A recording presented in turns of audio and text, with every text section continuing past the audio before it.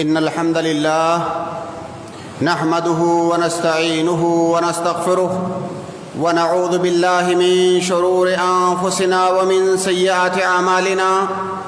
من يهده الله فلا مضل له ومن يضلل فلا هادي له، وأشهد أن لا إله إلا الله وحده لا شريك له، وأشهد أن محمدًا عبده ورسوله. أما بعد، فإن خير الحديث كتاب الله، وخير الهدي هدي محمد صلى الله عليه وسلم، وشر الأمور محدثاتها، وكل محدثة بدعة، وكل بدعة ضلالة، وكل ضلالة في النار. أعوذ بالله السميع العليم من الشيطان الرجيم. بسم الله الرحمن الرحيم. يا أيها الذين آمنوا اتقوا الله حق تقاته ولا تموتن إلا وأنتم مسلمون. يا أيها الناس اتقوا ربكم الذي خلقكم من نفس واحدة وخلق منها زوجها وبث منهما رجالا كثيرا ونساء، واتقوا الله الذي تساءلون به والأرحام إن الله كان عليكم رقيبا. يا أيها الذين آمنوا اتقوا الله وقولوا قولا سديدا يصلح لكم أعمالكم ويغفر لكم ذنوبكم، ومن يطع الله ورسوله فقد فاز فوزا عظيما. معزز حاضرین جمعہ، دینی و ملی بھائیوں، اس وقت ہم رمضان المبارک کے بابرکت مہینے سے گزر رہے ہیں. یہ اللہ رب العالمین کی بہت بڑی نعمت ہے. اللہ رب العالمین کا بہت بڑا فضل و احسان ہے کہ اس نے ہمیں رمضان المبارک کا خیر و برکت والا مہینہ عطا فرمایا. سامعین کرام، رمضان المبارک کے اندر ہم مسلمانوں پر اس مہینے کے روزے رکھنا اللہ رب العالمین نے واجب اور فرض قرار دیا ہے. اور اللہ رب العالمین نے یہ جو روزے ہمارے اوپر فرض کیے ہیں، اس فرضیت کا کوئی مقصد ہے، اس کی کوئی حکمت ہے، اس کی کوئی وجہ ہے. یہ روزے ہمارے اوپر یوں ہی فرض نہیں کیے گئے ہیں. سامعین کرام، یوں تو ہماری شریعت کے اندر جتنے بھی احکامات ہیں، ان تمام احکامات کا کوئی نہ کوئی مقصد ہوتا ہے، کوئی نہ کوئی حکمت ہوتی ہے. لیکن اللہ رب العالمین بیشتر احکام کی حکمتوں کو نصوص کے اندر ذکر نہیں کرتا ہے. بہت سارے احکام ایسے ہیں جن احکام کو اللہ رب العالمین نے ہمارے اوپر لاگو فرمایا، لیکن صراحت کے ساتھ اور وضاحت کے ساتھ اس کی کوئی خاص حکمت نہیں بتائی. لیکن وہیں پر کچھ احکام ایسے ہیں جن کو مشروع قرار دینے کے بعد اللہ رب العالمین نے اس کی حکمت اور اس کا مقصد بھی بتا دیا. روزہ انہی عبادتوں میں سے ایک عبادت ہے جس کی حکمت اور مقصد کو اللہ رب العالمین نے اس کی فرضیت کے ساتھ ہی بتا دیا. آپ سامعین کرام، قرآن کریم کی یہ آیت بارہا سنے ہوں گے اور سنتے ہوں گے، جس میں اللہ رب العالمین فرماتا ہے: یا ایھا الذین آمنوا کتب علیکم الصیام کما کتب علی الذین من قبلکم لعلکم تتقون. اس آیت کے اندر اللہ رب العالمین نے روزوں کو فرض قرار دیا اور مومنوں کو مخاطب کر کے کہا کہ یا ایھا الذین آمنوا کتب علیکم الصیام، مومنوں تمہارے اوپر روزے فرض قرار دیے گئے ہیں. کما کتب علی الذین من قبلکم، بالکل اسی طرح سے جس طرح سے گزشتہ امتوں پر روزے فرض قرار دیے گئے تھے. اس کے آگے اللہ رب العالمین ارشاد فرماتا ہے لعلکم تتقون. اللہ رب العالمین اس جملے کے اندر روزے کی حکمت بتلا رہا ہے، روزے کا مقصد بتلا رہا ہے، لعلکم تتقون۔ روزے تمہارے اوپر اس لیے فرض قرار دیے گئے ہیں تاکہ تم تقوی والے بن جاؤ، تاکہ تم متقی بن جاؤ۔ سامعین کرام، یوں تو روزے کے اور کئی سارے مقاصد ہو سکتے ہیں، لیکن روزے کا جو سب سے بڑا مقصد ہے وہ ہے اللہ رب العالمین کا تقوی اختیار کرنا۔ تقوی کس کو کہتے ہیں؟ اگر آسان الفاظ میں تقوی کو ڈیفائن کیا جائے تو تقوی کا معنی ہوتا ہے اللہ رب العالمین کی اطاعت کرنا اور اللہ رب العالمین کی معصیت سے بچنا۔ جن چیزوں کا حکم اللہ تعالیٰ نے دیا ہے ان کو بجا لانا، اور جن چیزوں سے اللہ نے روکا ہے ان سے رک جانا، اسی کا نام تقوی ہے۔ اور روزے کا سب سے بڑا مقصد تقوی کا حصول ہے۔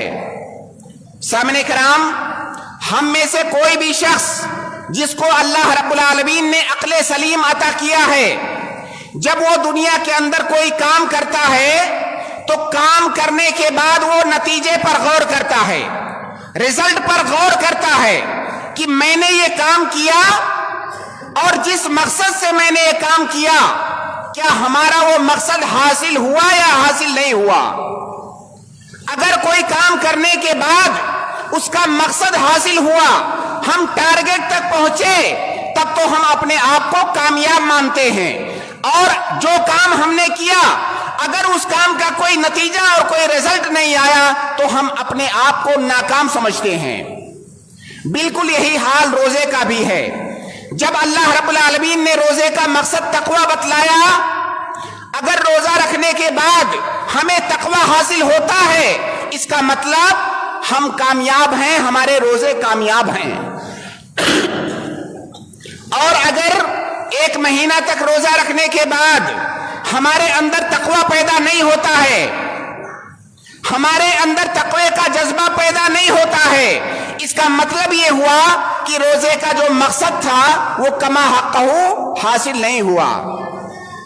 اس لیے ہمارے لیے جاننا بہت ضروری ہے کہ رمضان کے اندر روزہ رکھنے کے بعد ہمارے اندر تقوی کیسے پیدا ہوگا، کیا ہمارے اندر تقوی پیدا ہو رہا ہے کہ نہیں، کیا ہمارے اندر تقوی پیدا ہو گیا کہ نہیں، اس کی کیا علامت ہے، اس کا کیا انڈیکیشن ہے، اس کے کیا مظاہر ہیں، یہ جاننا ہمارے لیے بہت ضروری ہے کہ کیا ہمارے اندر تقوی پیدا ہوا یا تقوی پیدا نہیں ہوا، کیونکہ اسی کی بنیاد پر ہم اپنی روزے کی عبادت کو جج کریں گے کہ کیا روزے سے کا جو مقصد تھا وہ مقصد ہمیں حاصل ہوا یا حاصل نہیں ہوا۔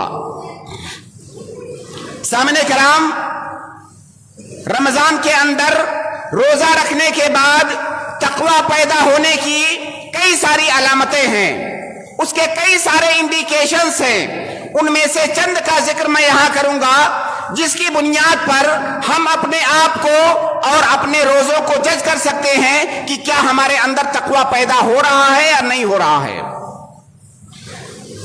تقوی پیدا ہونے کی پہلی علامت، اس کا پہلا مظہر اور اس کا پہلا انڈیکیشن یہ ہے کہ جب ایک انسان روزہ رکھتا ہے تو اپنے اندر، اس کے اندر استسلام کا اور سرنڈر کا جذبہ پیدا ہوتا ہے۔ وہ کیسے؟ اللہ رب العالمین نے سال کے 11 مہینوں میں ہمارے لیے مختلف طرح کی کھانے پینے کی چیزوں کو حلال قرار دیا ہے۔ اللہ رب العالمین نے اس دنیا کے اندر جو بھی نعمتیں ہمیں دی ہیں ان تمام نعمتوں سے فائدہ اٹھانے کی اجازت ہمیں دی گئی ہے۔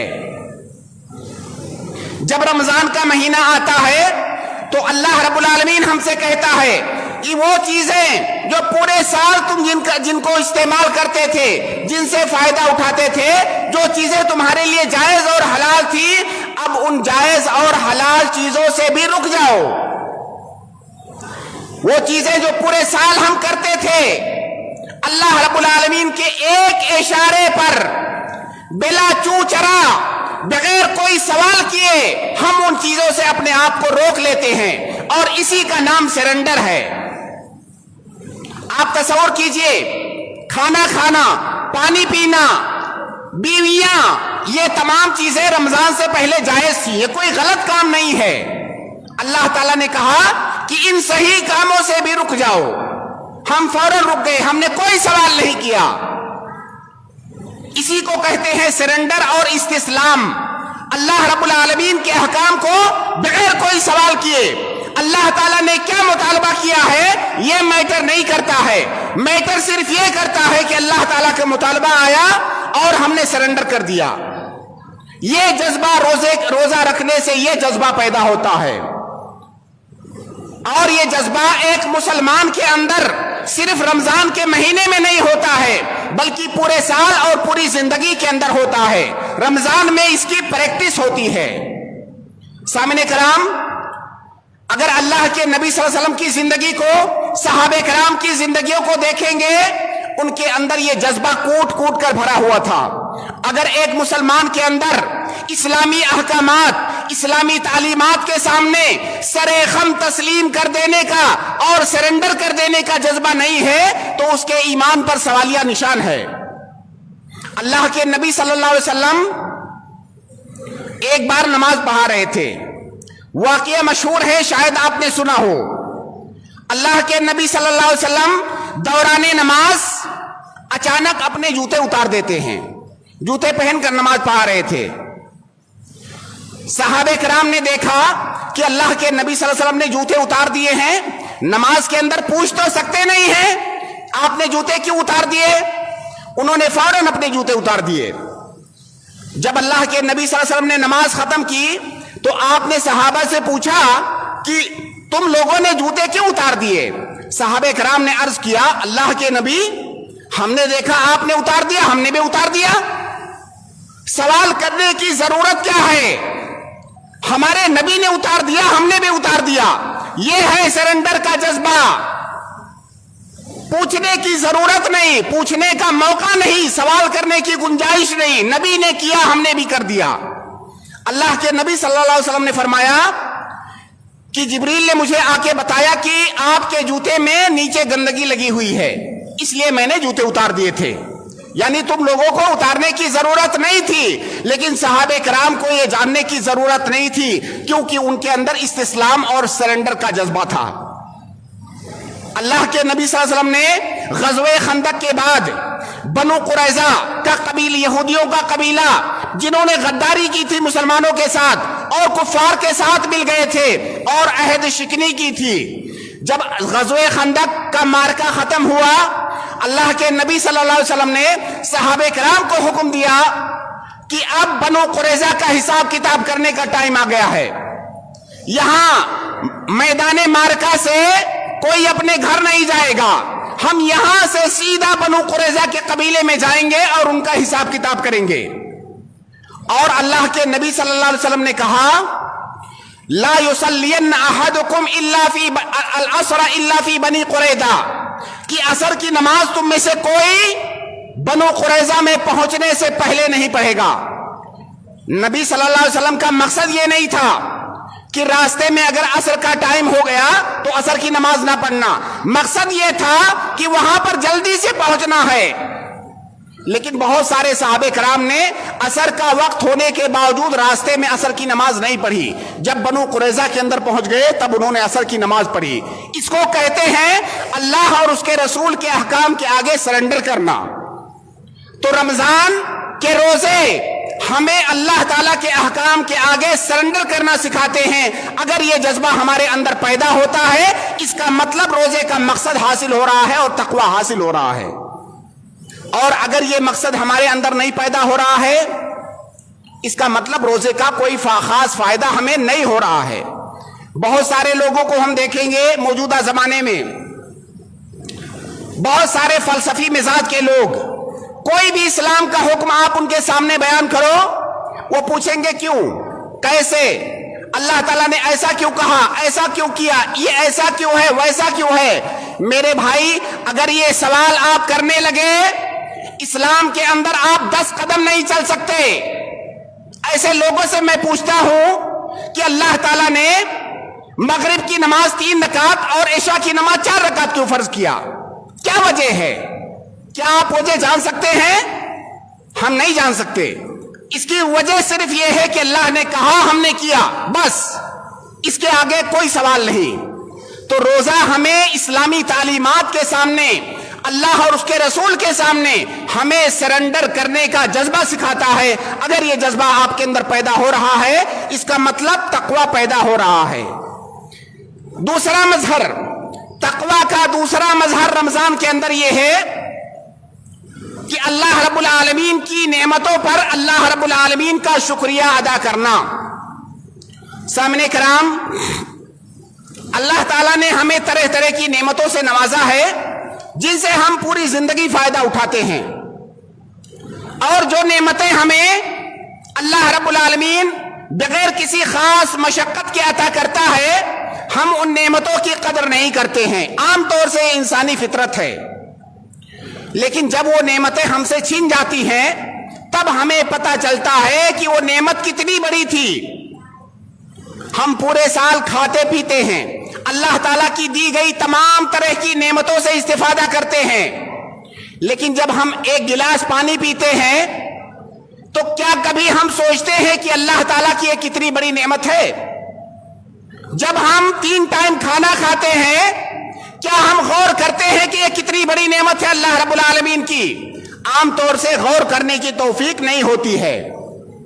रमजान के महीने में जब सुबह से शाम तक हम भूखे और प्यासे रहते हैं, खास तौर से अगर लंबा दिन है, गर्मी का मौसम है और सख्त मेहनत कर रहे हैं, उस सख्त मेहनत की हालत में जब हमें प्यास लगती है, तब हमें अंदाजा होता है कि एक गिलास पानी ये कितनी बड़ी नेमत है अल्लाह रब्बुल आलमीन की, जो हमें मुफ्त में मिलती है पूरे साल।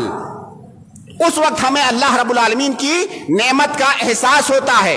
और जब इस नेमत का एहसास होगा तो इस बात का बहुत ज्यादा इम्कान है कि हमारे अंदर शुक्र का जज्बा पैदा हो। तो रमजान के रोजे हमें अल्लाह रब्बुल आलमीन के लिए शुक्र का जज्बा हमारे अंदर पैदा करते हैं। और अगर किसी इंसान के अंदर अल्लाह ताला के लिए शुक्र का जज्बा पैदा हो जाए तो अल्लाह का शुक्र अदा करना यह बहुत बड़ी इबादत है और यह तकवा की अलामत है। रमजान के रोजों में तकवा का एक बड़ा मजहर यह है कि हमारे अंदर सब्र का जज्बा पैदा होता है। रमजान के रोजे हमें सब्र सिखाते हैं। सब्र की 3 किस्में होती हैं। सब्र की पहली किस्म है अस्सब्र अला ताआत, सब्र की दूसरी किस्म है अस्सब्र अनिल मासी, सब्र की तीसरी किस्म है अस्सब्र अलल अक़दार। अस्सब्र अला ताआत का मतलब यह है कि अल्लाह ताला की इबादत पर डटे रहना और मुसलसल अल्लाह ताला की इबादत करते रहना। क्या मुसलसल इबादत करना यह कोई मामूली बात है? यह सब्र चाहता है। तो अल्लाह ताला की मुसलसल इबादत करते रहना और इबादत पर डटे रहना, इस्तिकामत इख्तियार करना, यह सब्र है। सब्र की पहली किस्म है। और रमजान के अंदर हम मुख्तलिफ तरह की इबादतें करते हैं।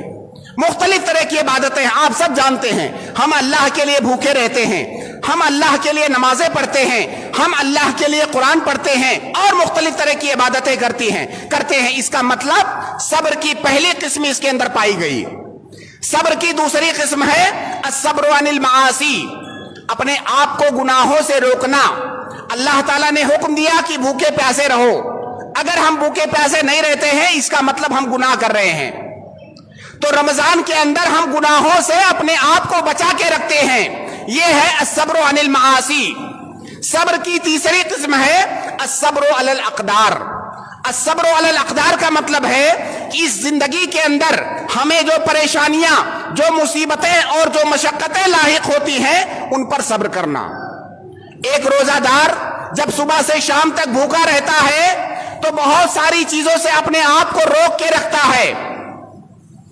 भूखा रहना, प्यासा रहना, यह कोई छोटी मशक्कत नहीं है। खास तौर से उन लोगों से पूछिए जो इस लंबे दिन में कहीं धूप में काम कर रहे होते हैं, उनसे पूछिए कि प्यासा रहना क्या होता है, कितनी मशक्कत का बाइस है, और इस मशक्कत पर, इस मुसीबत पर वो सब्र करते हैं। इसका मतलब इसके अंदर सब्र की तीसरी किस्म भी पाई जाती है।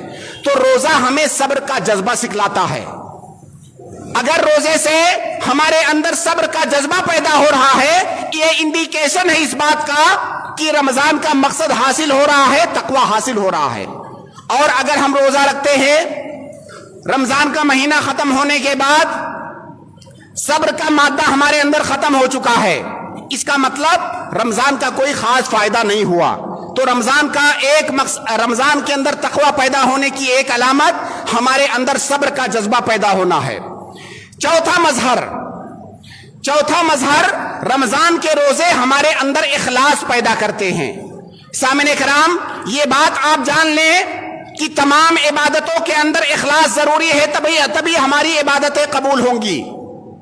लेकिन साथ में ये बात भी जान लें कि जितनी भी इबादतें हम करते हैं, उन इबादतों में इखलास पाए जाने का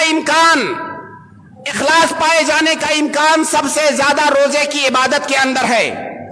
इखलास का मतलब होता है सिर्फ अल्लाह के लिए करना, किसी इंसान के लिए नहीं, किसी दुनियावी मकसद के लिए नहीं, सिर्फ अल्लाह के डर से करना, इसको इखलास कहते हैं।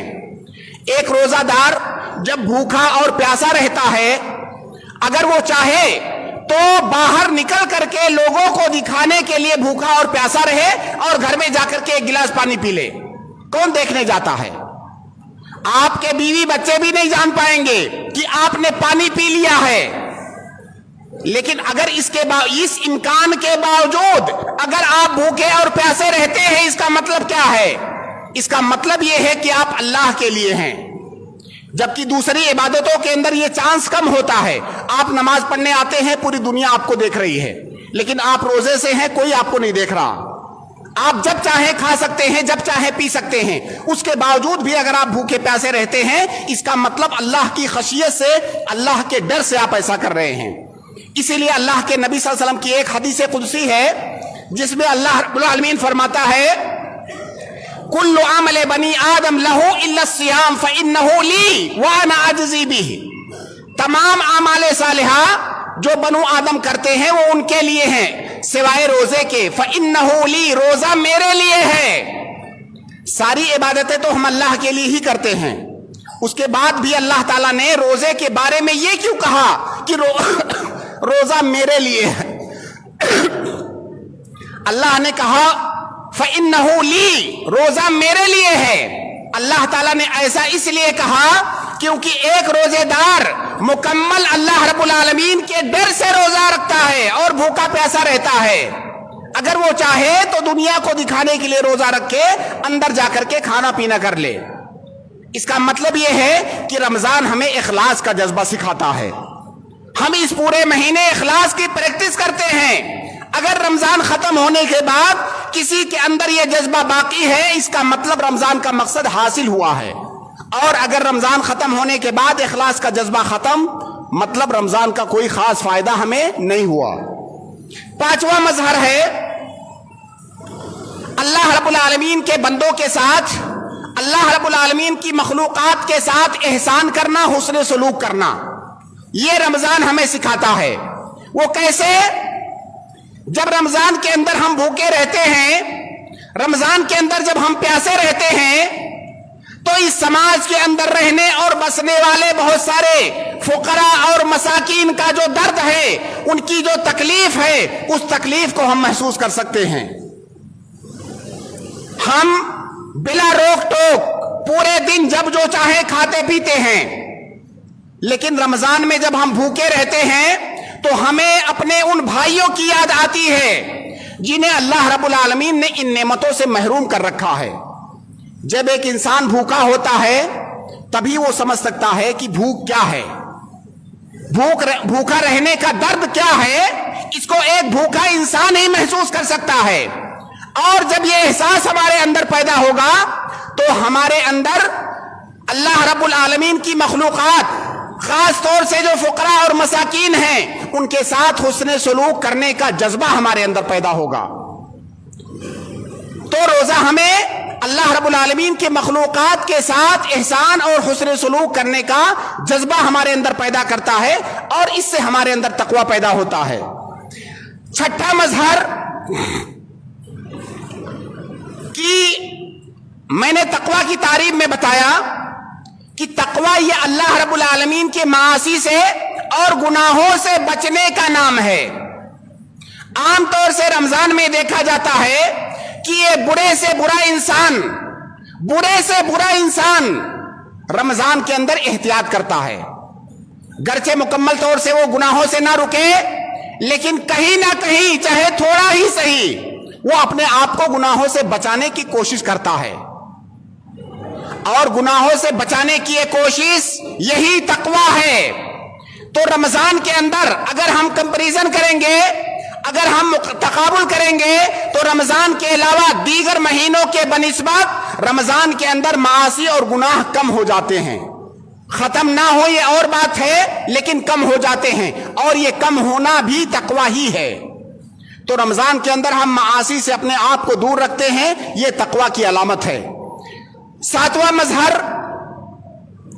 अल्लाह के नबी सल्लल्लाहु अलैहि वसल्लम ने एक हदीस के अंदर फरमाया कि जब रमजान का महीना दाखिल होता है तो रमजान के इस महीने में अल्लाह रब्बुल आलमीन जिन्नों को, शैतानों को कैद कर देता है। एक दूसरी हदीस में है कि जो मरदतु शयातीन है, जो सरकश जिन है, अल्लाह रब्बुल आलमीन उन्हें कैद फरमा देता है। सामने कराम, हम इंसानों के भटकने के बहुत सारे असबाब होते हैं, गुनाह करने के बहुत सारे असबाब होते हैं। उन्हीं असबाब में से एक सबब, ये मुकम्मल सबब नहीं है, उन्हीं असबाब में से एक सबब शैतान का हमें बहकाना है। शैतान का बहकावा भी हमारे गुनाहों का एक सबब है। बहुत सारे लोग समझते हैं, बहुत सारे लोग ये सवाल करते हैं कि भाई शैतान जब रमजान में कैद हो गया, उसके बावजूद भी लोग गुनाह क्यों करते हैं? शायद वो ये समझते हैं कि हमारे गुनाह करने का वाहिद सबब है शैतान। नहीं, हमारे गुनाहों का वाहिद सबब शैतान नहीं है, हमारे गुनाहों का सबब हमारा नफ्स भी है। तो हमारा नफ्स तो कैद नहीं होता है ना, शैतान सिर्फ कैद होता है। और दूसरी बात ये कि तमाम शयातीन कैद नहीं होते हैं, जो सरकश शयातीन है वो कैद होते हैं। इसका मतलब ये है कि अल्लाह रब्बुल आलमीन रमजान के अंदर हमारे लिए ये इंतजाम करता है कि हम शैतान के हरबे से महफूज रहें और कम से कम गुनाह करें। गोया कि गुनाहों के करने के का एक बड़ा सबब रमजान के अंदर बंद कर दिया जाता है, और जब ये सबब बंद कर दिया जाता है तो तकवा आने का, तकवा पैदा होने का इम्कान बढ़ जाता है। सामने कराम, एक आखिरी बात कह के मैं अपनी बात खत्म करूंगा। वो बात ये कि अल्लाह रब्बुल आलमीन ने जब रमजान को तकवा इख्तियार करने का, तकवा हासिल करने का महीना बनाया, उसके बावजूद भी बहुत सारे लोग रमजान के महीने में या रमजान का महीना खत्म होने के बाद जैसे उनकी हालत आम दिनों में होती थी, उसी हालत पर वापस लौट जाते हैं। बहुत सारे लोग इस आयत पर यह एतराज करते हैं, जैसे अभी मैंने थोड़ी देर पहले कहा कि बहुत सारे लोगों के पास इतने सवालात होते हैं अल्लाह पर, उसके रसूल पर, अल्लाह के अहकामात पर, कि आप हैरान हो जाएं कि ये कैसा मुसलमान है। बहुत सारे लोग कहते हैं जब रमजान के ये तकवा का महीना है तो रमजान में बुराइयां क्यों होती हैं? जब रमजान हमें तकवा सिखाता है तो रमजान खत्म होने के बाद हम इंसान मासी के अंदर क्यों चले जाते हैं? इसका मतलब ये रमजान तकवा का महीना कैसे हुआ? इसका जवाब ये है, इसका 2-3 जवाब है। पहला जवाब ये है कि अल्लाह रब्बुल आलमीन ने रमजान को तकवा हासिल करने का महीना तो बनाया, अब यह चीज आप पर डिपेंड करती है कि क्या आपने तकवा इख्तियार किया कि नहीं। अल्लाह ताला ने गारंटी नहीं ली है कि रमजान के महीने में तमाम लोगों के अंदर तकवा हो जाएगा। अल्लाह ने तकवा हासिल करने का महीना बनाया, अब ये आपके ऊपर है कि आप अपने अंदर तकवा पैदा करते हैं या नहीं पैदा करते। दूसरी बात यह है कि तकवा का एक ही मेयार और एक ही लेवल नहीं होता है कि सारे लोगों का तकवा एक लेवल का हो। तकवा अलग अलग लेवल का हो सकता है। जो इंसान رمضان کا حق جتنا مکمل طور سے ادا کرے گا اسی قدر اس کے اندر تقوی پیدا ہوگا. ایک انسان نے زیادہ حق ادا کیا رمضان کا، اس کے اندر زیادہ تقوی پیدا ہوگا. ایک انسان نے کم حق ادا کیا، اس کے اندر کم تقوی پیدا ہوگا. تو تقوی پیدا ہوتا ہے، سب کے اندر پیدا ہوتا ہے، کم اور زیادہ یہ الگ بات ہے. آپ بتائیے کہ ایک گنہگار سے گنہگار انسان اگر رمضان کے اندر روزہ رکھتا ہے، صبح سے شام تک بھوکا اور پیاسا رہتا ہے. عام دنوں میں بیویاں پیتا تھا، رمضان میں بیوی نہیں پی رہا ہے. عام دنوں میں اور کئی سارے گناہ کرتا تھا، رمضان میں روزے کی حالت میں نہیں کر رہا ہے. کیا اس کا یہ نہ کرنا کیا یہ تقوی ہے کہ نہیں ہے؟ یہ تقوی ہے. یہ الگ بات ہے کہ تقوی کا لیول الگ الگ ہو سکتا ہے، لیکن رمضان کے اندر روزہ رکھنا یہ بذات خود ایک تقوی ہے. تو تقوی پیدا ہوتا ہے، کتنا پیدا ہو رہا ہے یہ الگ مسئلہ ہے. اسی طرح سے تقوی کا نہ پیدا ہونا یہ صرف شیطان پر ڈیپینڈ نہیں کرتا ہے، جیسا کہ میں نے ابھی عرض کیا. گناہوں کے کرنے کا ایک سبب ہمارا اپنا نفس ہوتا ہے.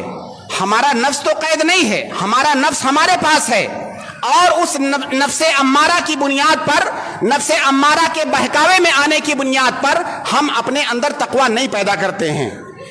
خلاصہ کلام یہ کہ رمضان یہ تقوی کا مہینہ ہے.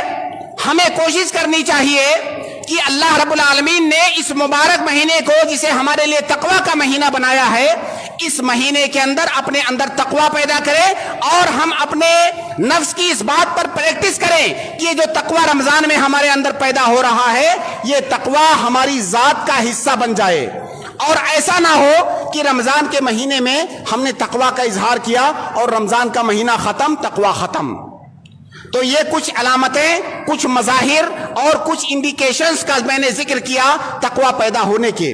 ہر انسان کو اپنے آپ پر، اپنے نفس پر غور کرنا چاہیے کہ رمضان کے اس مہینے میں ہمارے اندر کس قدر تقوی پیدا ہو رہا ہے، اور اسی اعتبار سے اپنے نفس کا ہمیں محاسبہ کرنا چاہیے. اللہ رب العالمین سے دعا کرتے ہیں کہ اللہ رب العالمین رمضان کے اس مہینے کو ہمارے لیے الگ بنا. ہم جس طرح سے دیگر مہینوں کو گزارتے ہیں اس مہینے کو ہمارے لیے منفرد بنا. اس مہینے کے اندر ہم زیادہ سے زیادہ تیری عبادت کریں، ہم اس مہینے کے اندر تیرے معاصی سے دور رہیں، اس مہینے کے اندر ہم تیرا تقوی اختیار کریں. اس مہینے کو جسے تو نے تقوی کا مہینہ بنایا ہے، حقیقی معنوں میں ہم ایک متقی، اللہ تعالیٰ کے متقی بندے بنے، اللہ تعالیٰ کے پرہیزگار بندے بنے. اور جب یہ رمضان ختم ہو جائے اس کے بعد بھی ہمارے اندر تقوی کا جو جذبہ پیدا ہوا ہے، تقوی کا وہ جذبہ ہمارے اندر برقرار رہے. وآخر دعوانا ان الحمد للہ رب العالمین.